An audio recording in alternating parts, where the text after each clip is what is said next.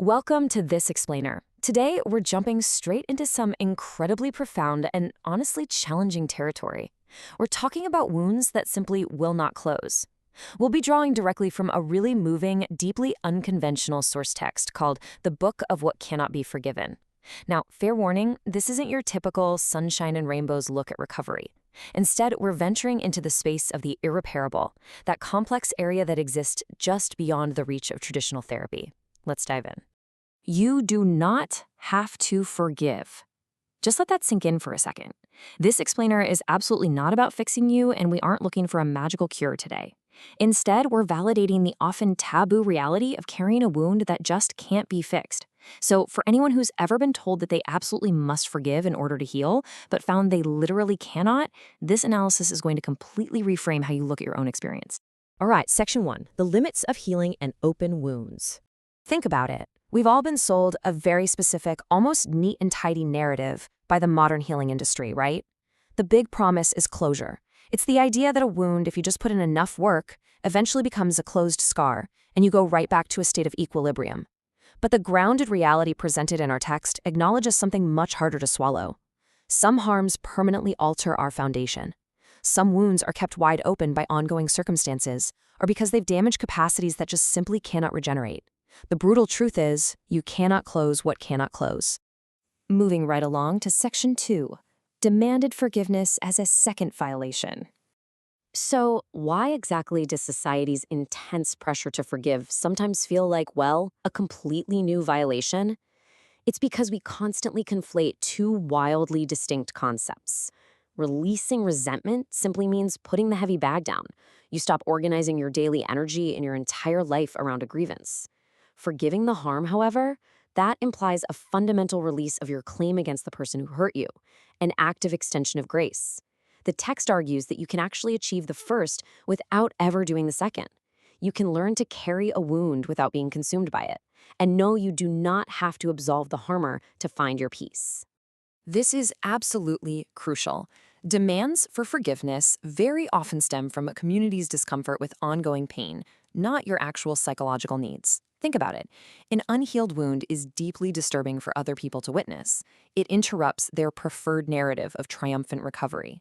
So when people look at you and say, you need to forgive, what they're often unconsciously saying is, you need to stop making us uncomfortable with the reality of irreparable harm. Which brings us to Section 3, unforgivable wounds. We are defining the unfixable here. If the severity of the act isn't the only metric, what actually makes a harm unforgivable? Well, it happens when the harm destroys the very capacities you'd require to forgive in the first place. This can happen in a few ways. It might be trauma that prevents basic trust from forming during childhood, which damages your developmental capacity. Or it could be a betrayal by a protector, when the very person meant to keep you safe is the one causing harm, effectively rewiring your nervous system to link love with danger. It also occurs through the destruction of identity, like systematic gaslighting that completely wrecks your ability to trust your own perception. And finally, it exists in structural harm. This is ongoing, systemic violence that hasn't actually stopped. You literally cannot forgive a foot that is still firmly on your neck. Okay, so here's the pivotal question, the core of this whole concept. If you have done the work and the wound remains open and you simply cannot forgive, what then? How do you actually go about living with a wound that is never, ever going to become a scar? Let's look at Section 4, the practice of carrying or living with the wound. Instead of exhausting yourself trying to cure a wound that won't close, the source text gives us an incredibly practical framework for how to carry it instead. First up, you have to learn the weight. You got to acknowledge the ordinary, everyday cost on your energy, not just on your worst days, but on your completely average days. Step 2 is learning the terrain. You need to map out exactly where the pain is loudest in your life, keeping in mind it might pop up in totally unexpected areas, like your professional life, rather than just your personal one. And step 3, develop honest language.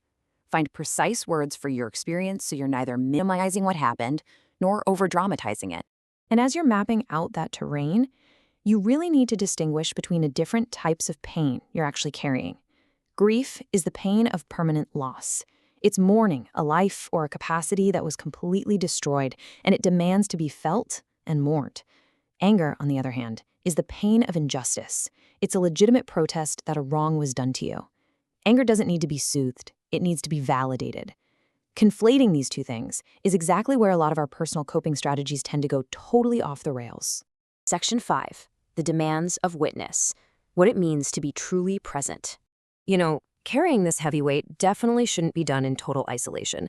But to support someone, we have to completely dismantle our natural human instinct to just fix things.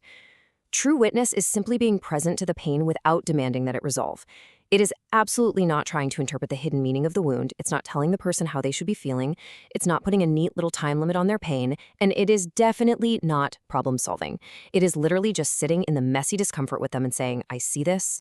Next up, Section 6. Against resilience. Why there's sometimes no bouncing back. To genuinely carry our wounds, we've got to tear down a really popular cultural buzzword. We hear resilience everywhere, right? It implies bouncing back, returning to your original form like a rubber band. But as the text brilliantly argues, there is no bouncing back when your original shape has been permanently altered. The intense societal pressure to perform a triumphant recovery creates this massive, exhausting gap between your public self and your private pain. It forces you to put on a show of healing for society, which just adds a layer of unnecessary loneliness to the burden you're already carrying. We really need to stop expecting a magical return to the past and instead honor the simple, extraordinary act of continuing forward from a fundamentally altered place. And finally, Section 7, meaning without resolution. So, if there's no triumphant recovery, no justice, and no neat little bow of closure, what's left? The truth is, profound meaning can absolutely exist right alongside an open wound. The capacity to love still remains. A deep, unflinching attention to the pain of others remains. A fierce honesty and a total refusal of false consolations remains. And honestly, the sheer persistence of just waking up and continuing, day after day, remains. You are so much more than just your wound. You are the life that persists and grows around it. There's this fantastic quote from the text that perfectly captures this. It is love as practice rather than love as state. Your capacity to love might be damaged, it might be cautious, and it might be highly effortful. It might require daily, deliberate choices to overcome the massive defenses your wound has built up over time. But you know what? That doesn't make it any less real. In fact, that exact effort makes it incredibly profound and deeply meaningful. So as we wrap up this explainer, I want to leave you with this final, powerful thought from the text. You are continuing. Day after day, the wound is in your hands and your hands are still open. This is enough. It's not a tidy triumph narrative, but it is an honest one. Simply continuing your life alongside the irreparable is an extraordinary victory in itself. So here's the question I'll leave you with today.